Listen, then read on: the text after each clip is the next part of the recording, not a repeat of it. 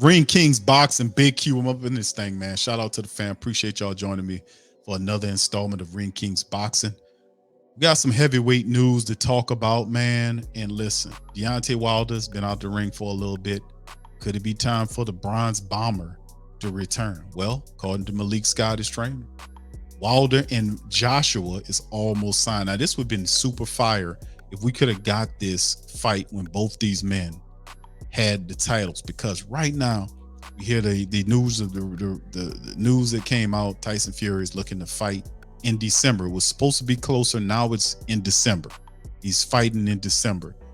And I'm just so sick of the back and forth of the heavyweight champions can't come together to make the fight. I want to see undisputed unification of the heavyweights, and all of this crap between these guys that can't decide to get together. So we have to settle for what could have been Anthony Joshua and Deontay Wilder. I remember Deontay went over there to try to make the fight, but wanted A-side money, even though Josh was saying, no, you can't be A-side. You got one damn belt. You know, I have 3 belts. So how do you A-side and I got 3 belts? And the bigger name, I'm more international over here. They know me. I sell out arenas over here, and Deontay does what he do in the U.S. But from a perspective, you can argue that Anthony Joshua is the biggest, or is a bigger name draw from an international standpoint. Now, not too many people know him here, but over there, he's loved and he fills up the arenas. But Deontay Wilder, who's a massive fighter at 6'7", you got Anthony Joshua, who's 6'6", and they're talking about getting this done. Even though both of those guys are not champions currently, this is still a solid fight. So Malik Scott throws in. Let's cover it. Wilder's trainer, Malik Scott, expressed his views in an interview, from the Betway, revealing that the fight between Anthony Joshua and Wilder is almost finalized. He predicted that Wilder would knock out Joshua in either the 3rd or 4th round. Scott also classified Joshua as a C-class fighter, urging them to accept their challenge. He added that the fate of the massive Saudi bill relies heavily on Fury, who, according to Scott, cannot be trusted. And if any of these latest reports are coming out about Tyson Fury is deciding to fight in December, which is just if that's true, that's just ridiculous. But anyway, Scott also says, without going into much detail about the business aspect of it, everything's been said, talked about, negotiated, but nothing's been signed. But signing it is almost upon us. But the negotiations definitely are happening. The moves are being made. The business aspect is definitely being taken care of. And most of all, Deontay Wilder is being taken care of and is going to get paid very well for his services. And that's the most important part to me. I confirmed that the aim is to make both fights in one night, but the only fight that I know for sure, if there's a strong possibility of it happening, is being negotiated, is Deontay and AJ. So there you go from Mr. Malik Scott.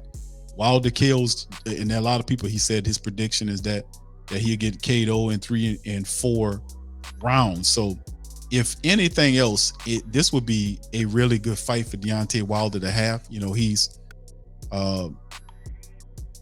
he had the last fight when he knocked the guy out. And the thing is, with AJ's got a lot of dirt on him now in terms of not, just him losing. The couple of losses that he's had and his last several fights, win-loss ratio, where is his head at? And it was at one time, I remember I was covering it on Ring Kings, that he kind of let that out there, that he had a fear of losing, and that was prior to him picking up the losses. Now that he is lost, several times, what's the take now? So moving forward, I just think that if we can predict the fight here, and I remember some time ago I picked Anthony Joshua. This time around, I'm going with Deontay Wilder. Anthony Joshua he doesn't have a chin strong enough, or he's not that elusive as a fighter to avoid Deontay Wilder. And Deontay Wilder is going to do what he do. Now, he was quite active, in his last fight. And that's what Malik Scott is trying to get him to do, be more of a complete boxer, not just rely on the right hand, kind of, work the jab consistently to set up the shot. And Malik Scott, shout out to him. He's done a really good job working with Deontay Wilder, trying to kind of bring out his the big slugger, trying to bring out some more boxing skills from the big slugger and mix that boxing in with that slugger.